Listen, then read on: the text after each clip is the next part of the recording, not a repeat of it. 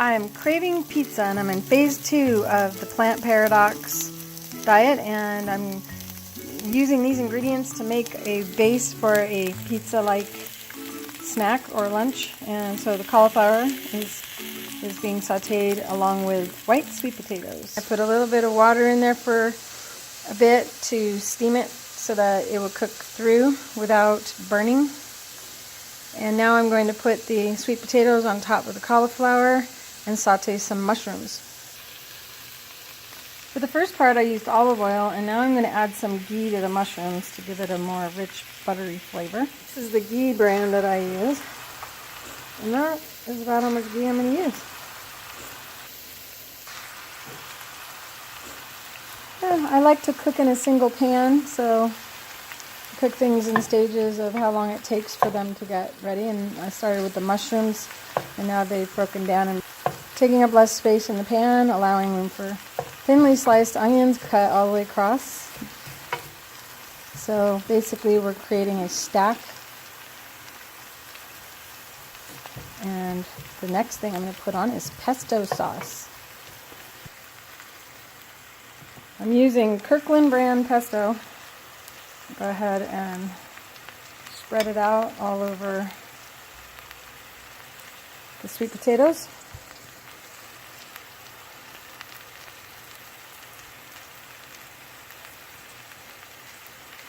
So it can get warm.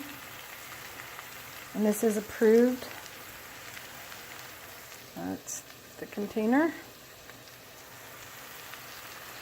I'll go ahead and do the same thing on the second one. Now I'm going to go ahead and I'm going to cover the container or the pan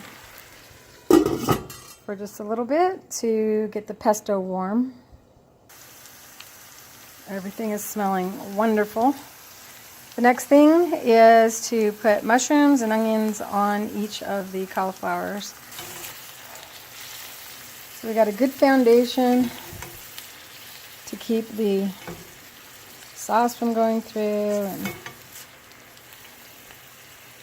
add the onions as well, which are now sweet from being sauteed. And the next thing is the prosciutto.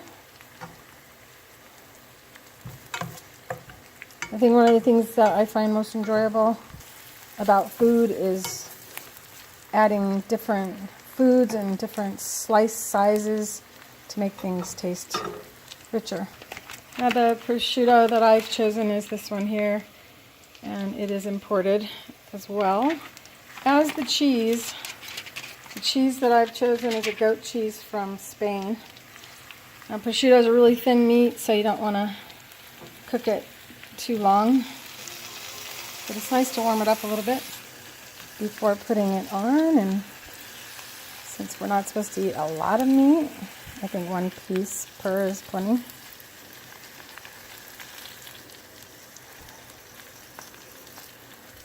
Of course, you should probably use a utensil instead of your fingers. I tried to shred the goat cheese. It was a little challenging, and I'll show you the brand in a second.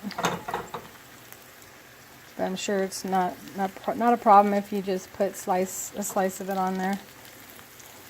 We'll see. One side will only be sliced, and it actually comes this thin.